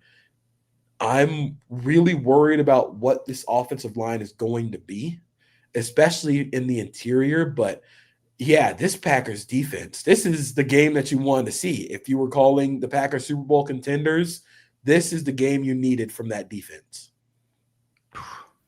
I was over the moon. Offensively, I mean, nothing terribly new from the Green Bay Packers other than, dude, they blanked this Lions defensive line. I mean, they were not getting to Jordan Love whatsoever. Now, the Packers are very good at protecting their tackles. They do a lot of stuff to basically say, we're not going to give you obvious pass rush situations. They don't give their guys a lot of one-on-one. They do a great job of making sure Love has time. But also, there were some times where they didn't do that, and also the Lions couldn't get home. So not a great signal there for the Detroit Lions defensive line. And also, I was very impressed with the Packers offensive line and how they held up. So not a lot, honestly, not a lot to dislike about the Green Bay Packers. They didn't even get Matthew Golden involved, really, and they still ran house on them. So, yeah, Packers, Now I was going to say some crazy stuff. I don't have. We got 17 more weeks. All right, New York Giants at Washington Commanders. Commanders 21-6. This one sucked watching the Giants try to play offensive football. Just going to keep it real. That was hideous. It was hideous. I was saying, I kept saying, nah, Jackson Dart, don't start him. I'm like, now halfway through that game, I'm like, can't be worse than this shit. It can't be worse. My number is 5.5 yards. That is Russell Wilson's average depth of target today. Ew. If Russell Wilson is not going to be the deep ball like Russell Wilson that you expected, what are we doing here? What's happening here that you can really bank yourself on if Russell Wilson is not creating the explosives? You could barely get Malik Neighbors involved into the game, and Russell Wilson took some really bad sacks. There was some really bad plays in there. I think there was one that stood out where it was like stick, and he got all the way through the progression, and I'm just like, throw the ball. Like, throw it. It's right there. And he ends up taking a sack on stick. And I'm just like, oh my gosh, please, like, end this. Like, it's the first week of the season, and I'm already like, enough. I've had enough of this. And it sucks because I think the young guys for the Giants offense had some nice moments. Cam Scatterbo looks like a really fun complimentary guy to Tyrone Tracy. He had a wicked pass pro rep, and where he just flattened the guy. And then he caught the pass in the flat where I can't remember who tried to tackle him, but he put him on a highlight reel. His first touch was just like three straight truck sticks. His first touch, he's going like prime Mike Allstott. I love the 44 number on him, just very throwback. But the fact that they can't extend the ball, if they can't extend the field, that is an issue. And Washington kind of just sat on them for most of the game. I thought this was kind of uneven for the Washington offense, and I think the Giants defense actually kind of got after them, especially up front. But the problem with having three edge rushers who predicate their game on speed is that you lose contain. And that is what happened on some of the biggest plays of the game. The Bill Krosky-Merritt touchdown, I think that was Abdul Carter who lost contain, tried to dip inside. Bill Krosky-Merritt bounced it outside for a touchdown. The big Jaden Daniels to Deebo Samuel conversion, I think on like 3rd and long, somebody loses contain. Jaden Daniels scrambles out the pocket, finds Deebo Samuel. Big Jaden Daniels scramble, lose contain. Every time they kept contained, Jaden Daniels was getting pressured. So I am a little worried just about the hits that Jaden's going to take. But, I mean, if you're going to play the Giants offense with Russ at the helm, like, I was in the same boat of let's wait to see Jackson Dart because I was nervous about the hits. But this is unsustainable football. Can we at least just get Jameis? Like, yeah, from let's an entertainment perspective. Like if you're going to be bored, you can't be bad and boring. Yeah. Let's add some fire to this. We've got what now? 4 straight years of having to sit through Russ be just a slog. Wait for the one time per half he tries to go deep. It's like we're done with this. We want Jameis. The world wants Jameis or Dart. We'll do either. I thought there was some interesting. So Josh Connerly started at, I believe, right tackle he did not look great in this one, unfortunately. I think, like trial by fire. You knew that one was going to happen. I mean, of all the first round OTs, he was far and away the least ready to start. So him getting thrown in there did not end great for him, especially against that matchup. But Bill Krosky-Merritt, dude. The fantasy community is just on cloud 9 about this guy. I've never seen so much hype deliver. His first, preseason touch, he gets a touchdown in this game, 82 yards on 10 carries with a score. He's going to be getting, and the way Cliff Kingsbury talked about him, this guy by midseason is going to be 25 carries a game and 5 targets maybe. He looks good though, his feet, and he just glides. He's so smooth. It's great. He has the most explosiveness out of the 100%. Commanders' backfield by far, and doesn't take a lot though. Yeah, it's a lot. Great to compete with Austin Eckler, but just that ability to be explosive in the run game. The others in that run game being explosive. I think that was something that the Commanders needed to add to their offense. That offense in the run game was doing really cool stuff, but a lot of their run numbers were propped up by Jaden Daniels' scrambles. If they have Krosky-Merritt kind of as this explosive, another addition to the speed that Daniels brings to the game, that's going to be really tough for teams to defend because – and I hate to say it because we said a lot with the Dolphins offense, but it's very basketball on grass. You got to try and defend the entire length of the field because they'll stretch you out. They'll stretch out the width of the field. They're going to play teams wide, and it's tough to defend all that speed. So I'm really intrigued by what Krosky-Merritt brought to the table. I want to see more of them. I want to see more snaps. I want to see more targets. Don't give me any more Austin Eckler stuff. Give me more Bill. Everyone wants more Bill. And we want more Debo too. He looks trim again. Debo wants another contract is what Debo wants. He looks actually like he's going to be a player for them. So that was good to see for the Commanders. All right, let's get to the Titans at Broncos. Broncos win, but boy, was this ugly. 20-12.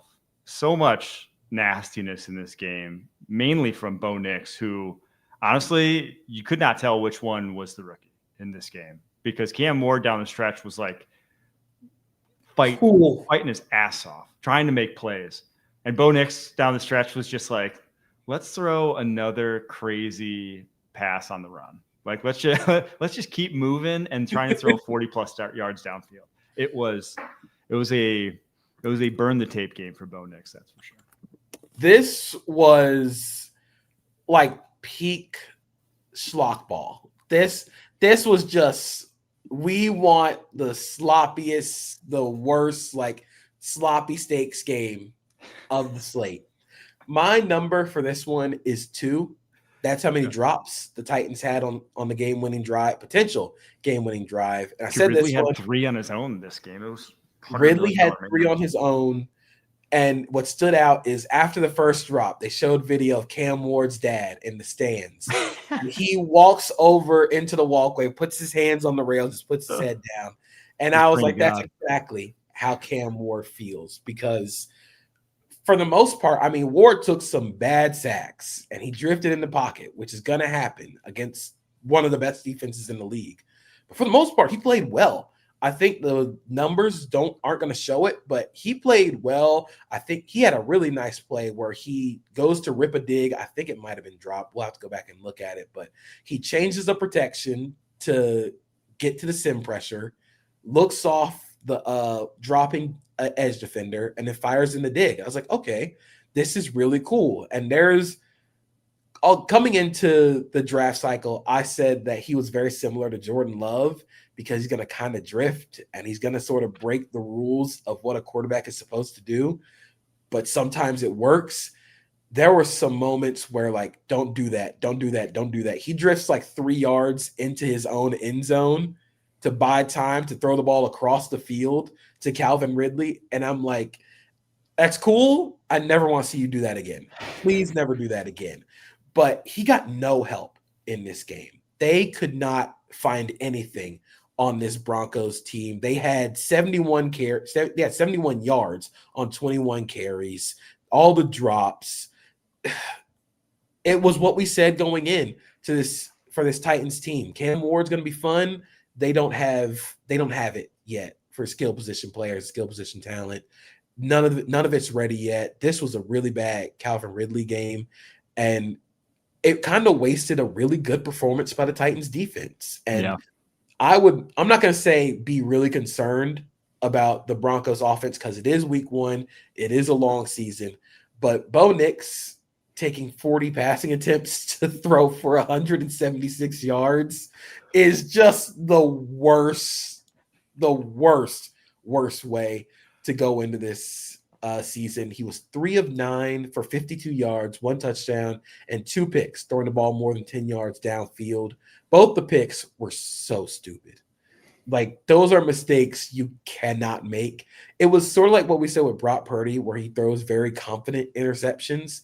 The first one, he's rolling to his left, throws it back to his right over the middle of the field, and the corner's just standing right there. And then he makes the same mistake again, rolling to his left, throwing it to the far right, and I think it was Xavier Woods just jumps in front of the ball. Like, I just don't understand what's going through his head on these plays, but this offense had no teeth. And then the Titans defensive line sort of teed off on them. So this was a real sloppy game for both sides, but this is an example of the Broncos defense taking over a game when they needed to. Yeah. If you're the Broncos, you're just happy as hell this came against the Titans, right? Like, you're happy this didn't come against a team that actually has talent, because this was a losing performance, I think, all around from Denver. Like, it was not a well-executed game by any means, but obviously sneak out with a win. So, yeah, Bo Nix, burn that tape. That was ass. All right, let's get to the Friday and Thursday games. Chiefs, Chargers on YouTube with that weird-ass Mr. B stuff going on that I'm not sure anyone enjoyed, but some marketing exec thought it was a great idea. Chargers win 27-21. Chiefs were 3-point favorites in this one. What was your number for the game? My number was 81.8%, which, according to Sports Information Solutions, that was Justin Herbert's positive play rate using play action. So that is his success rate when using play action against the Chiefs. That was one of the best Greg Roman called games I have ever seen from a Greg Roman unit. That was so impressive. I was so impressed by the Chargers' offensive line and their ability to keep Justin Herbert up. And he looked like one of the 5 best quarterbacks to play football. And, you know, we talked about it at the top with the Bills and Josh Allen versus Lamar Jackson. This was another one of those games where these 2 quarterbacks are not playing the same sport as all the other ones. You know, there's the throw on this. I think they're in the I formation with Tyler Conklin in the backfield, and they get Tyler Conklin vertical, runs a corner, and he puts it right on the money in front of the safety who's hammering down on it. The Ladd McConkey corner was so good. And then what really stood out to me was he was beating Spags' pressures, and he was beating them with his mind. Not only on the second touchdown to Quentin Johnson, where he takes sort of the Madden drop because he knows the pressure is coming and buys himself time, but that entire drive, he was finding all the pressures, setting the protections, and he was just beating them to the punch. And I was so impressed with Justin Herbert in this game. Ladd McConkey was incredible. I think just his speed and change of direction really gave the Chiefs problems defensively. And then, you know, you just got enough from the others. Quentin Johnson, 2 touchdown catches, was sick. Amari Hampton has such a good running style for this team, for this offense, because he is so decisive. He doesn't dance. I think he has nice vision, but for me, it's just he sees it and he goes. I put he is a no-nonsense runner. He is going to get up the field. He's going to try and fall forward. Joe Alt looked incredible. I do think I wrote future Hall of Fame in my notes. Yeah, So there are some questions that are going to have to be asked when Rashawn Slater comes back about his comfort playing right tackle, because he looked incredible. But, man, I got a lot of questions about this Chiefs defense. a lot of big questions that I don't think they have the answer for right now. I have questions about their offense. I mean, I have questions about both sides of the ball because they paid Nick Bolton and George Karlaftis a lot of money. Nick Bolton's a top 5 paid linebacker. Like the second play of that game, he's lollygagging after a Quentin Johnson over route. And just like the top 5 paid linebacker in the NFL should make that play 10 times out of 10. He just was not an impact player in that game when, again, you just paid that guy a bunch of money. And on the flip side, they don't have personnel wide receiver right now. My number was 3 because Xavier Worthy played 3 snaps before he dislocated his shoulder. And once he went out, it felt like they had such mismatched personnel for what they wanted to do offensively. And it's just, they need Rashee Rice so badly. Yeah. They need that guy. They're trying to use Hollywood Brown as like a possession receiver. And that's not who he is. He is a vertical to somewhat intermediate threat who you probably don't want to feature 14 targets the way they did in this one. You probably want 5, and you want them to be high leverage targets. So I am just worried about the consistency offensively until they get those 2 receivers back.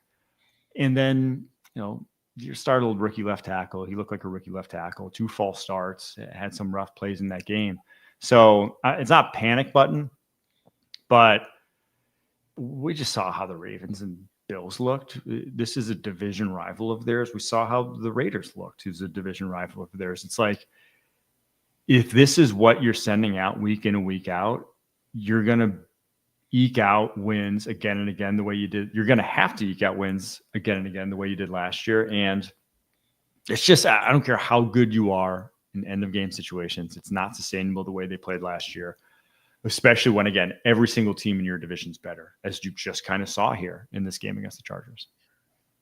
I was thinking during this game, watching the offense, they had nothing in terms of receivers who could win after the catch. That is why Rashee Rice is so important to this offense, because if you are going to be so side to side, if you are going to be so predicated on short yardage offense, you need to have guys who can win after the catch and be that physical presence after the catch.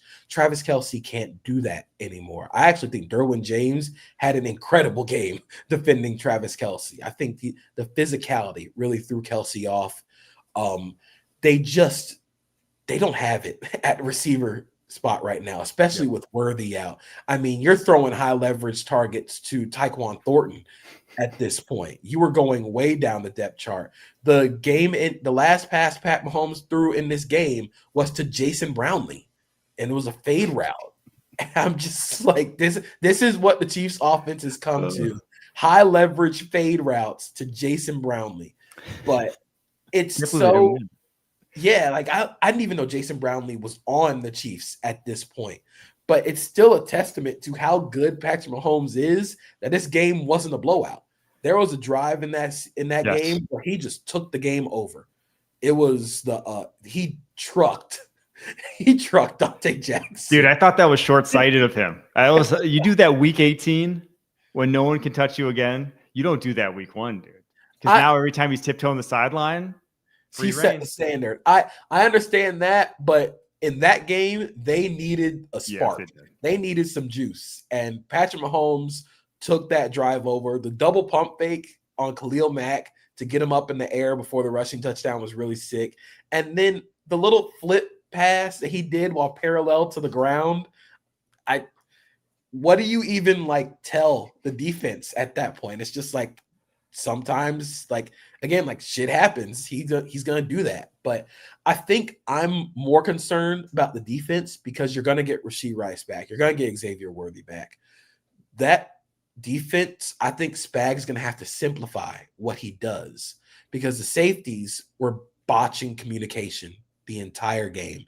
It felt like their heads were spinning, and it's notable because their starting safeties are Chamari Connor, young guy, Jaden Hicks, young guy, both first-time starters at their new spots, and it looked like it. There was one of the big Lad McConkey receptions. It was like a dig route.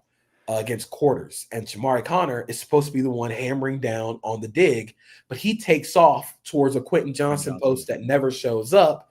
Jaden Hicks also runs towards this post that never shows up. Ladd McConkey's wide open. I think there's another one where Jaden Hicks against a Ladd McConkey over, where he's the robber in cover one, bites hard on the play action. I think that was really what was notable, was play action was fooling the eyes of the youth in that secondary. He ends up finding himself in no man's land, and Trent McDuffie doesn't have any help. So I'm curious about whether they simplify some of their coverage stuff, whether they simplify some of the rotations they make, because the communication just isn't there. But their lack of pass rush might be even more concerning than that, because you paid George Karlaftis a lot of money, and you can't really get home against a team where like Mekhi Becton was taking oxygen during the game. Joe Alt had moved from right to left tackle. They are rotating guys in and out of the game, and you could barely get a hand on Justin Herbert. And of course, Justin Herbert is great at avoiding sacks, but that is an issue, especially when you've thrown so many resources into this problem. That can't happen. So are we more encouraged by the Chargers, or are we more worried about the Chiefs? I honestly think I'm more worried about the Chiefs. That's where my head was at too. Although I'll say that I think the Chargers receiving core, I'm a little bit more bullish on than I was heading into the season. I think Ladd is sick. And I think Quentin Johnson, if you just accept him for what he is, which is never throw him a contested target ever in his life. If a DB is within 5 yards of him, look elsewhere. But he sometimes gets open by like more than he gets open. Like he's actually turned into a fairly solid separator, and at least he gets down the field quickly. Like you said, opening up those stuff for Ladd McConkey, it's because he can get down, and he's a long strider. And when he's up to top speed, you got to respect him as a deep threat. Yeah, like he gives you such an element to that offense with Keandre Lambert-Smith, who got some run in this game. Mm-hmm. Trey Harris had a really nice rep late in the game where he kind of he snaps off an in route, and I was like, oh, okay, that's really cool. Yeah. So I'm excited for what they can bring. But yeah, Kansas City's defense has got to take some looks in the mirror, especially because next week they have Philly. Yeah, they could start 0-2. And everyone loves to parrot the 0-2 stat. How many teams make the playoffs? We're going to hear it a zillion times. And speaking of the Philadelphia Eagles, let's get to that last game of the week. I guess the first game of the week. Dallas Cowboys 20, Eagles 24. They eke it out after the lightning delay. No one scores the rest of the game. You could have gone ahead and not seen another score, but you missed some fireworks still because the end of the game was nuts. Obviously, you had CeeDee Lamb dropping balls left and right. Now, the last one on the fourth down, I'm not sure it's necessarily a drop. He could have caught it. He's making the second most money of any wide receiver. You would probably hope that guy would catch it. But the other two were for sure terrible drops. He had 4 drops on the day CeeDee Lamb. That was my big number because, again, you had to come out firing. It had to be your passing offense. This is what you hang your hat on this year. This is really all you got, unfortunately, for the Dallas Cowboys. And Dak held up his end of the bargain, I thought, but CeeDee Lamb did not in this one. And it's tough because those weren't just normal drops. They were high leverage situation drops. Yes. The one that really stood out was the big post. I think there are not posts. It's kind of just like an inside 9. Yeah, it was an inside 9 against it was like quarter, half. And it's there. It's open. First of all, Jalen Tolbert just kind of runs in the grass and almost collides with CeeDee Lamb. He's supposed to stop on that. I think it was 4 verts. Yeah, he's supposed to take this inside and take the safety away. Doesn't end up doing that because he runs thinking he's going to get the ball here. And CeeDee Lamb's open, doesn't catch it. The dig, I think, also kind of gets muddied by DeJean getting contact on Kevontae Turpin. But though people brought up it could have been he was hearing the footsteps because somebody was going to come and hit him. But that's why you make all the money that you do. Exactly. Because you're supposed to make those catches in those situations. You can't, and I hate to bring up the whole 88 thing with the Cowboys, but you can't wear 88, make the second most money as a receiver in the NFL, and then go drop those passes. That's the stuff where it's okay, that really sucks for a player of his caliber. George Pickens was just kind of there. Look, we got to accept George Pickens for what he is, which is he is going to play on his time. He is going to be a mercurial player. The Jake Ferguson kind of hospital ball-y. Mm-hmm. I wouldn't necessarily call it like hospital ball because he probably could have caught it. But if George Pickens runs that route with full effort, you probably hold Reed Blankenship a little bit longer. But George Pickens doesn't run the route full speed. There are reps on tape where George Pickens doesn't block, where George Pickens doesn't run full speed. And this is what you sign up for. It's funny. We thought George Pickens. We thought contract year would be different. It's like, dude, do you think he even knows he's in a contract year? You know, I don't think even that know. even crosses his mind at any point during a game? I think it's just, when am I getting the ball? Like, this is George Pickens wants to be great when he has the ball, which is like every receiver, but he just doesn't give effort. So that's the biggest problem for the Cowboys. And I mean, honestly, outside of that, like, the offense looked pretty good. Dak looked great.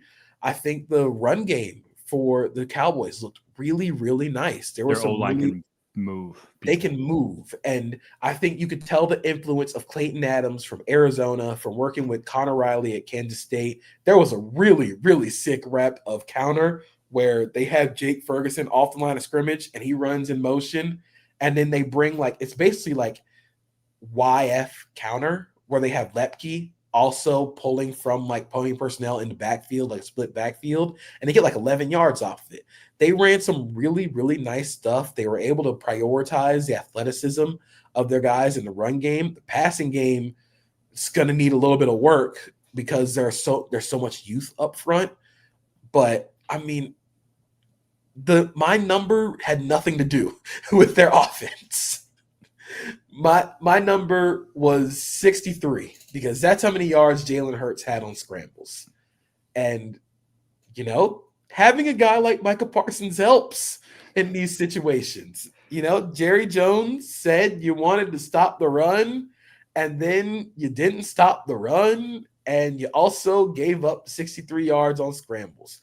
And it sucks because I actually thought that Marshawn Nealon and Donovan Ezeraku had good days. I think Ezeraku had a really nice rep against Jordan Mailata that gets ruined by Saquon Barkley being a superhuman. But he had some nice reps against the run. Marshawn Nealon was really nice against the run. The second half adjustments for Dallas's defense was really nice. But your starting edges and Dante Fowler and Sam Williams cannot keep contained. They couldn't keep contained all game. It wasn't just in the passing game. The first touchdown, I think that was Dante Fowler, for some reason takes an inside move in the red zone, like on the 10-yard line. And you're just thinking, like, what are you doing? You have to have more discipline, more rush lane integrity, especially against Jalen Hurts. Sam Williams did it multiple times. They lost contain in the run game. And that just hamstrings the defense to the point where, like, the Eagles didn't need to throw the ball very well because all Jalen Hurts had to do was scramble and he was going to pick up a first down. Yeah. And they not only – one of like the superpowers of the Eagles offensive line is not only do they, like, you know, not give up a ton of pressure, but if they get you, if they get hands on you, you're stuck. I mean, you saw it numerous occasions where it's just like, oh shoot. You know, Donovan Ezeraku is like on flypaper trying to get off. And people are calling for a hold. And it's like, yeah, that's kind of just what happens when you're giving up 100 pounds to Jordan Mailata and you got both hands inside your shoulder pads. You're kind of just going to be there for a while. And so, yeah, I mean, you needed a guy who is able to track down athletes in space. And right now, they do not have that. You know, who is that? Micah Parsons. We just saw him do it against Jared Goff. So yeah, that's that. They obviously felt that loss, which is really sad because they very easily could have won this game with him. You can very easily see this game going very differently if they would have had a guy like that. But from the Eagles' perspective, kind of just business as usual. They have these weird offensive games. I do worry though about what's going to happen if this keeps happening with A.J. Brown because he still wants to get 1,000 yards, 150 targets. He got one in this game late in the fourth quarter. That's just, and Cowboys game plan was very much to take away any downfield passing. They didn't play any man coverage from what I saw. I don't think they played any. Maybe on like blitz man, but like they never just sat there and said, let's have Kaiir Elam go one-on-one with them. And that's obviously when you see Jalen Hurts go auto AJ. You know, he sees man coverage. He's going to go to those go balls and whatnot that they pair up so well on. But he's still got kind of a powder keg there with AJ Brown. Even if you're winning games, even if the running game's great, if he's getting 1, 2, 3 targets a game, that ain't gonna end well. Yeah, I was really, it was just a weird game for the Eagles passing offense. Yes, very weird. I think the Cowboys did a good job of just keeping a lid on everything, but it just felt like they were kind of just going through the motions a little bit offensively. They were taking a lot of checkdowns, which is fine because you have Saquon Barkley, who is one of the best checkdowns in the NFL. But I'm not going to say I'm worried because this is who Jalen Hurts is. But in the second half, when you started to bring a little bit more pressure, he can't drift. And that's the issue with Jalen Hurts. It's always going to be the issue with Jalen Hurts, which is he drifts in the pocket. He's not going to be the guy who sits and goes through every read.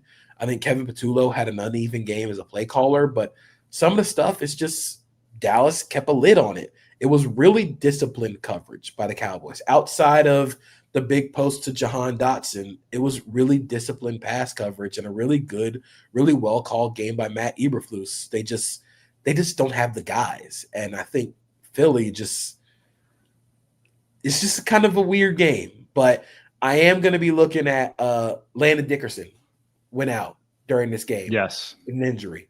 If you lose Landon Dickerson for an extended period of time, both guard spots are going to be new-ish. That's going to be the time where I'm starting to ask questions. Yeah, they felt just a little bit, I mean, obviously, like it was a tight game, but feel a little more susceptible than they did down the stretch last year because, at least defensively, that CB2 spot was like a pretty big issue. Whether it was Dory Jackson, I thought Corey Bennett looked better, but like obviously he had a abbreviated training camp, may not be up to full speed. Maybe he's the answer going forward. And then the D-line, obviously no Jalen Carter. That's big, but didn't get pressure the way I thought they would, didn't take over and defend the run or dominate against the run the way I thought they might. But obviously we'll see when Jalen Carter gets back.